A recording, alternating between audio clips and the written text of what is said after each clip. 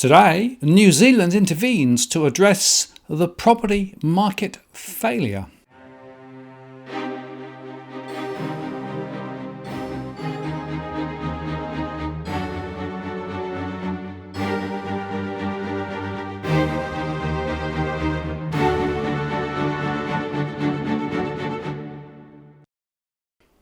Hello again, it's Martin North from Digital Finance Analytics. Welcome to this post covering finance and property news with a distinctively Australian flavour. The New Zealand government yesterday rolled out a package of measures to try and calm the booming housing market. They said they were pulling all the levers to make a difference and to address both demand and supply side issues. Now, of course, New Zealand house prices were expected to grow at more than 20% in the last Reserve Bank of New Zealand's monetary statement. And the latest data from REINZ confirms the boom, thanks to low rates and generous investor property market support.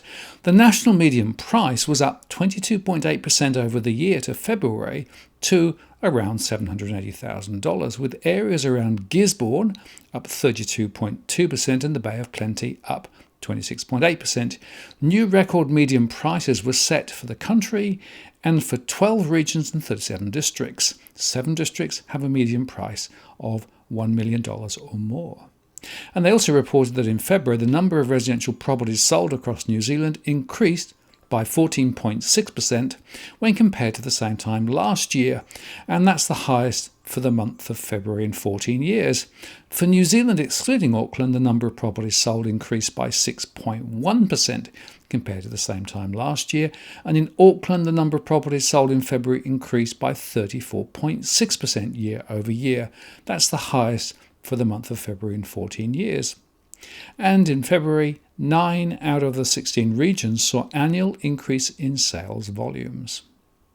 That said, 7 regions saw annual decrease in sales volumes, with the biggest decreases in Marlborough, Hawke's Bay and Gisborne. And New Zealand credit growth is currently running at 8.6% year over year, compared, of course, with Australia's 3.6%.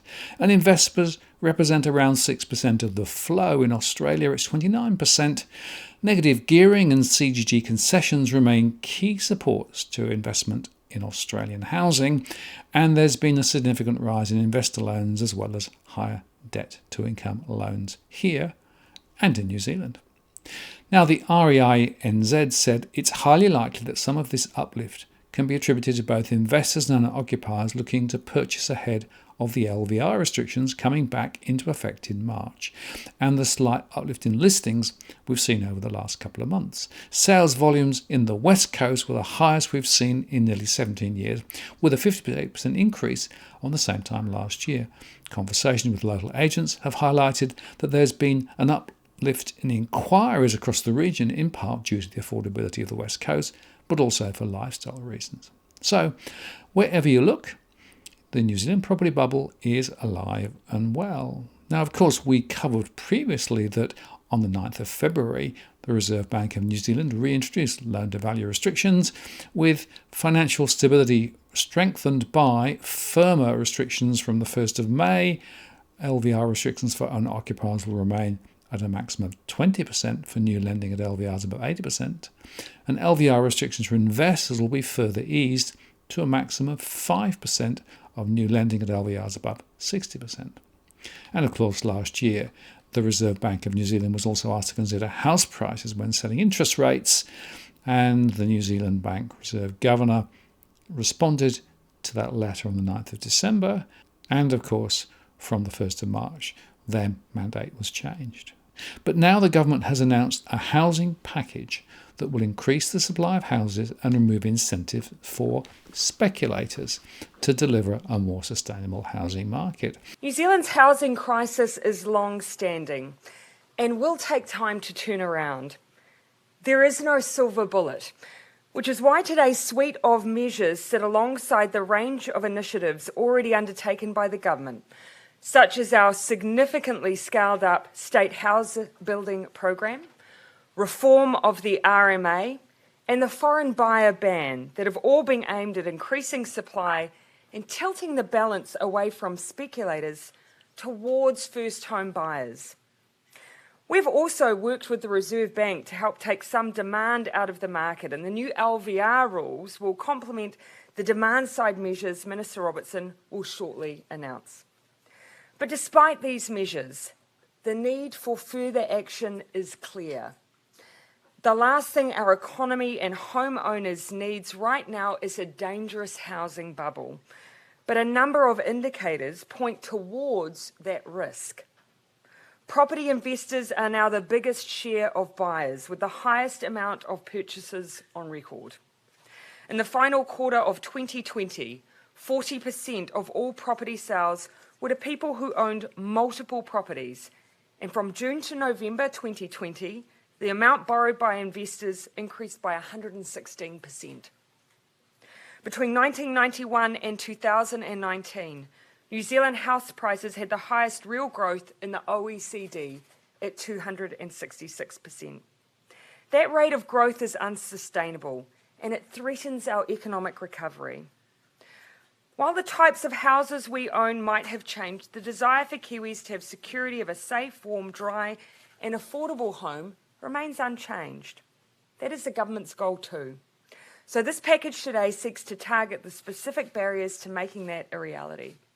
First, we need to dampen property speculation.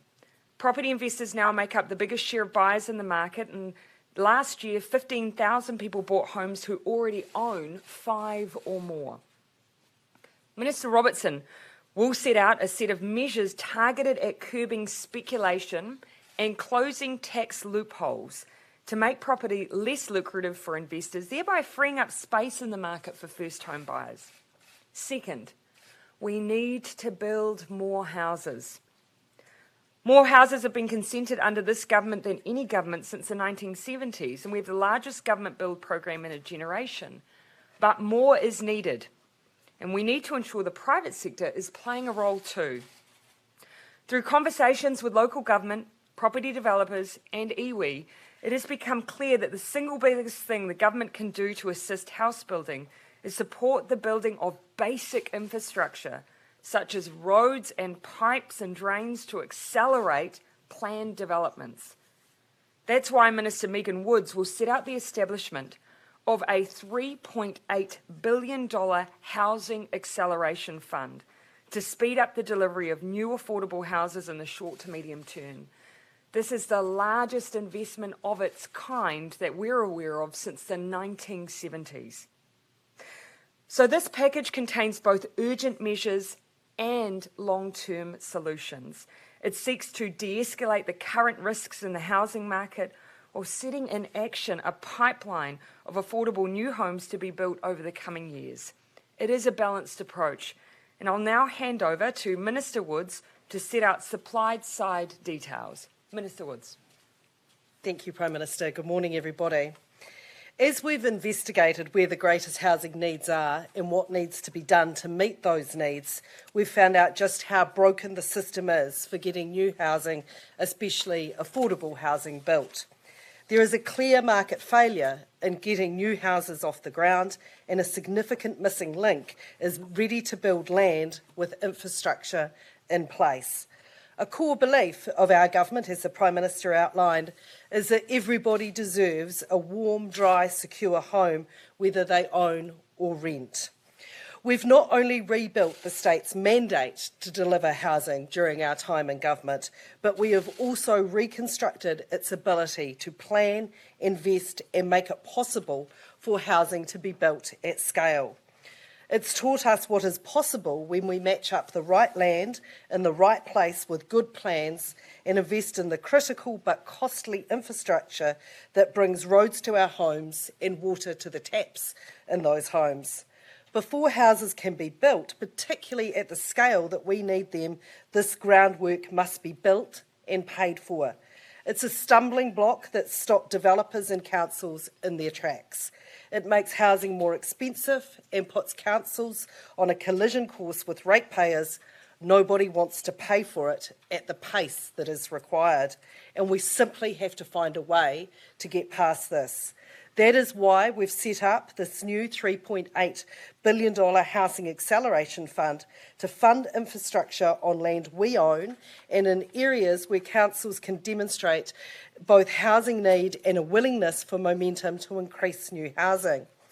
In addition, Kāinga Ora will be making strategic land purchases to increase the pace, scale and mix of housing developments, including more affordable housing and rental options.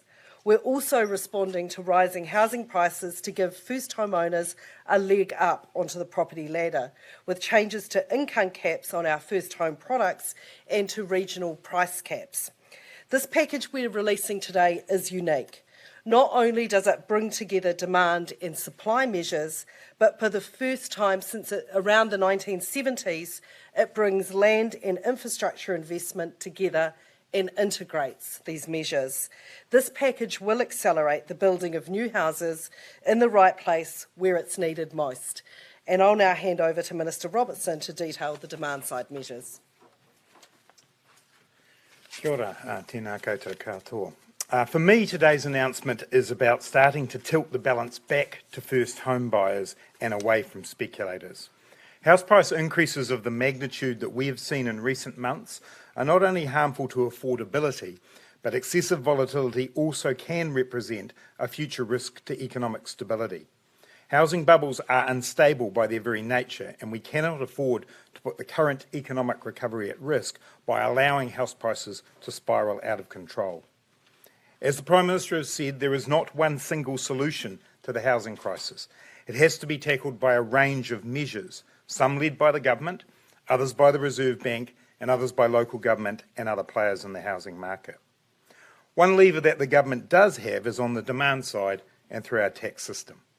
So today we are announcing that we will double the Bright Line test originally brought in by the National Party from 5 years to 10 years to reduce the attractiveness of flipping residential homes to speculators. As is already the case, this will not apply to the family home. The average house in New Zealand is owned for 7 to 8 years.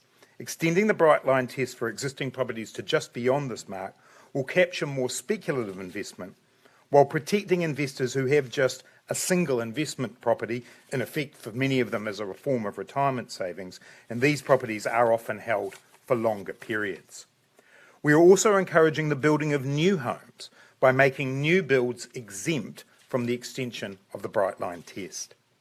The Bright Line extension will apply to property acquired after 3 full working days from today.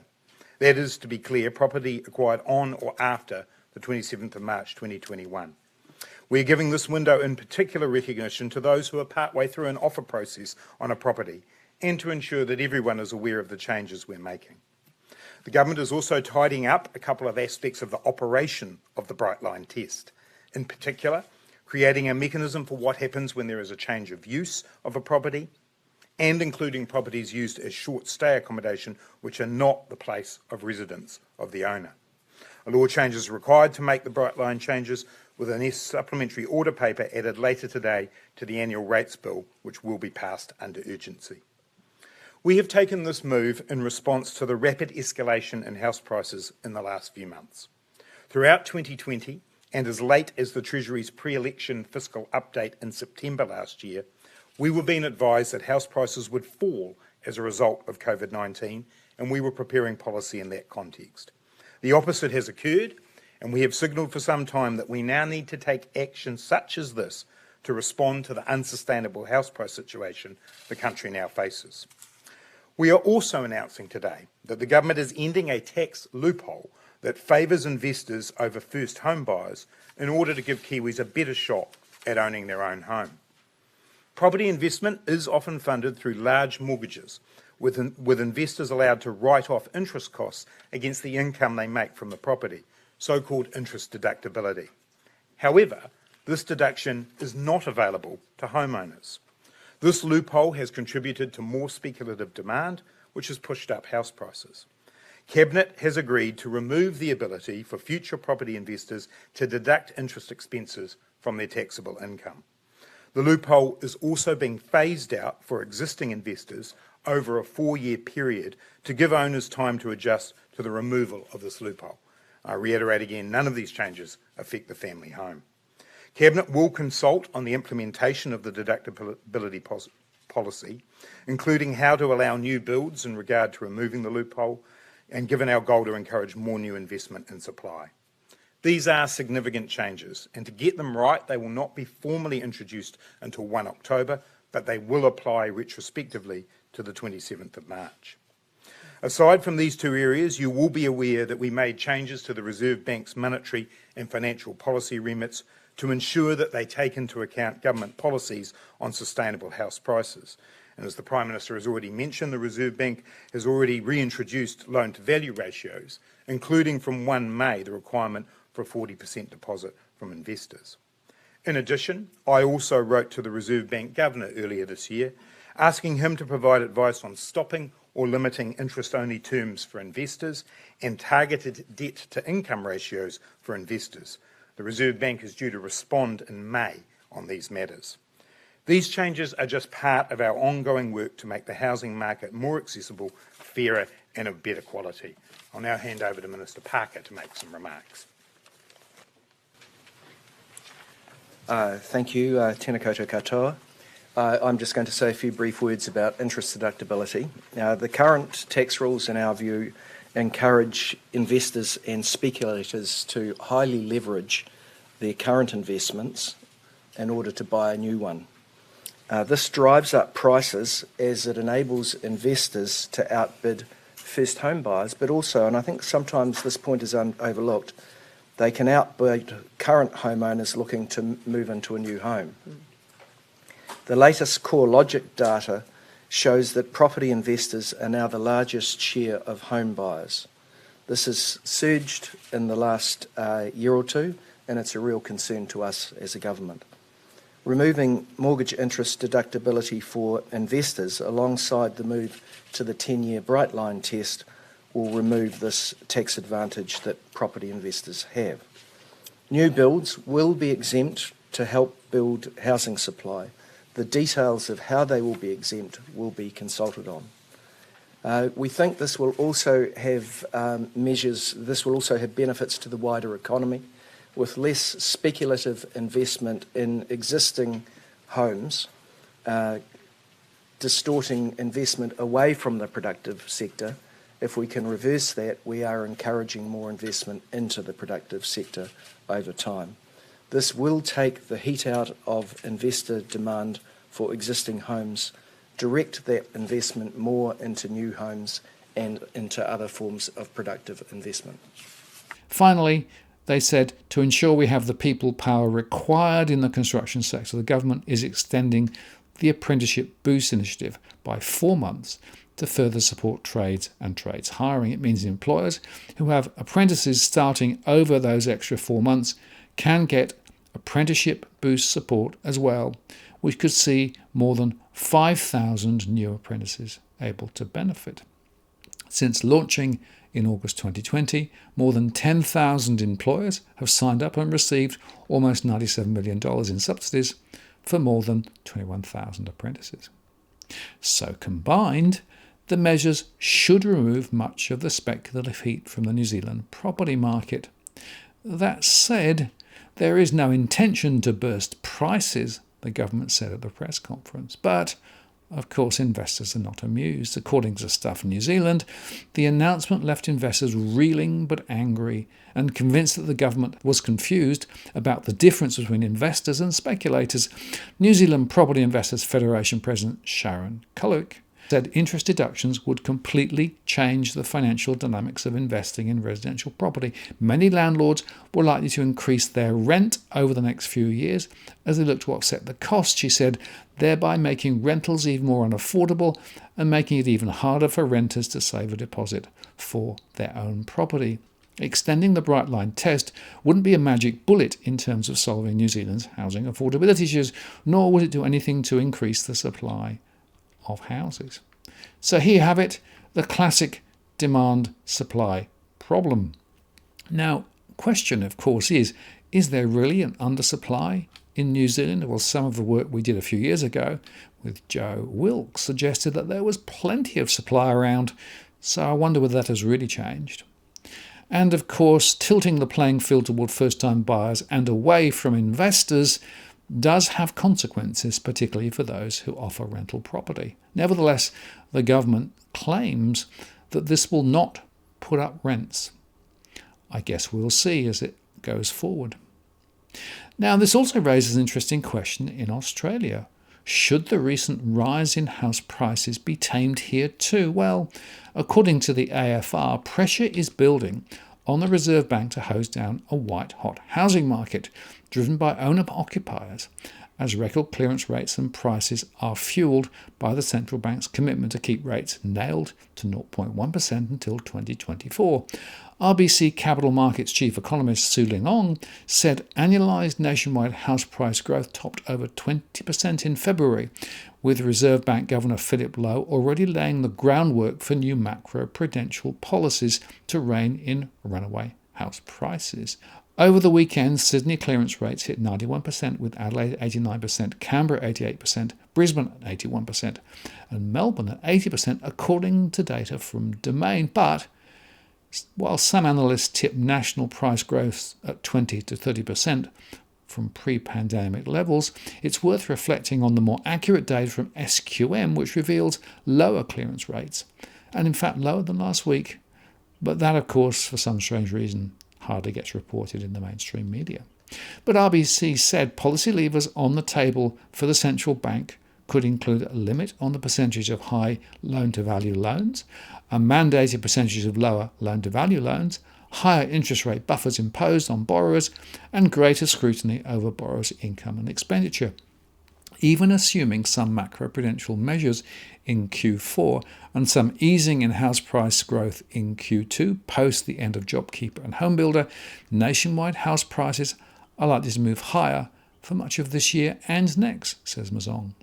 APRA last imposed macroprudential lending restrictions on the banks in 2014-15 and 2016-17 in response to fast rising prices, largely driven by buy-to-let investors. According to the RBC, this cycle is different as it's largely being driven by owner-occupiers as rental markets soften on falling demand. And in March 2020, the Reserve Bank signalled it would loosen its credit lines to commercial banks in response to COVID-19, with an additional reduction to the 3-year term funding facility in November 2020, which now allows banks to borrow up to $180 billion at 0.1% annually.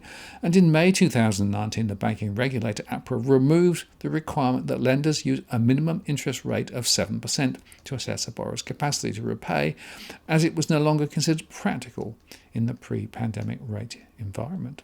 Despite the likelihood of reimposed lending restrictions by the final quarter of this year, RBC tips national house prices to gain around 12% in 2021 and a further 8% in 2022.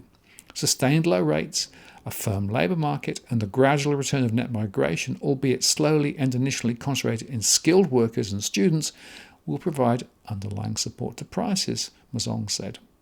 And the major home lenders have mounted a strong recovery in 2021 on the back of property price strength and investor expectations that the yield curve will rise as benchmark risk-free US 10-year yields surged from 0.92% to 1.68%. For the year, CBA was up 3.7%, NAB up 15.7%, ANZ up 25%, and Westpac up 27.1%. So perhaps no surprise, in the light of recent research, then, that shows the banks are indeed the biggest winners in the booming market. As MPA said, Australian banks are likely to be the biggest winners in the current housing boom, according to analysis by Citi. The housing market has been heating up following an unprecedented raft of stimulus measures enacted to mitigate the economic impact of the COVID-19 pandemic, and is unlikely to be stopped by regulators in the near future, according to Citi. While macroprudential policies are the usual way for regulators to mitigate the heating effects of low rates without actually raising rates, this time is different, and the toolkit available is looking sparse, Citi said. While the recent spike in house prices has resulted in a chorus calling for intervention by regulators, the fact that the current boom is driven by first home buyers and upgraders rather than investors has rendered the usual macroprudential measures less effective, according to a report by The Australian. Any move to tamp down high debt-to-income lending risks runs the risk of leaving first home buyers out in the cold, since they are likely to be the most politically sensitive group, City analyst Brendan Sprouls told The Australian. Unfortunately, this housing boom was engineered by fiscal and monetary policy to make us feel wealthier and to consume more, Sprouls said. However, those not rushing out to buy another plasma TV or things like that are being hit by the affordability and social issues of a hot housing market. Regrettably, the nature of this housing boom means it is unlikely to be stopped soon. Sprouls said that the banks will be among the biggest winners, with more applications and better collateral in their housing books. Since house price growth is usually a harbinger of credit growth for banks, the City expects analysts to upgrade their earnings forecast for the banks and lower their estimates of bad and doubtful debt upgrades. The Australian reported. In fact, the banking sector spiked more than 70% since March 2020, when it hit a decade low in the midst of the COVID-19 crisis. Sprouls said that the only way to tamp down and strengthening housing market was by lifting interest rates, but the Reserve Bank would find the prospect unattractive given the weaknesses in other sectors of the economy. Sprouls' analysis came as CBA defied the trend to slash fixed rates. CBA, in fact, hiked its 4-year fixed loan on Monday, even as it cut its 2-year fixed rate below 2%, while CBA lowered its 2-year rate to 1.94% from 2.14%. The hike in its 4-year rate from 1.99 to 2.19% was the most significant change, said Sally Tyndall, Research Director at Rate City. This is the first Big Four bank to hike its 4-year owner-occupier rate since October 2019, a sign the bank is pricing in a higher cash rate from 2024, Tyndall told The Australian. And she said that standard variable home loan rates could very well go up within 4 years as long as the economic recovery remains on track. Other banks could start rising their 4 and 5-year fixed rates soon to account for a possible cash rate hike in 2024, she said. And those of you who are following this channel should recall that I said about 3 or 4 weeks ago that those 5-year rates were very attractive and worth locking in, and of course now they're going up. You were warned. But more broadly, this whole question of house price booms and busts and macro-prudential policy is clearly going to be on radar ahead. And I think in Australia we will find there will be some interventions, but not in the short term. And probably that's because the government is still fixated on growth and using the house price lever to create the wealth effect. That, of course, creates a bigger problem later, as the government over in New Zealand has now realised. At some point, we will have to reverse course. The question is when, and what levers will they pull, and what will the future impact be? I'm Martin North from Digital Finance Analytics. Many thanks for watching, and I'll see you again next time.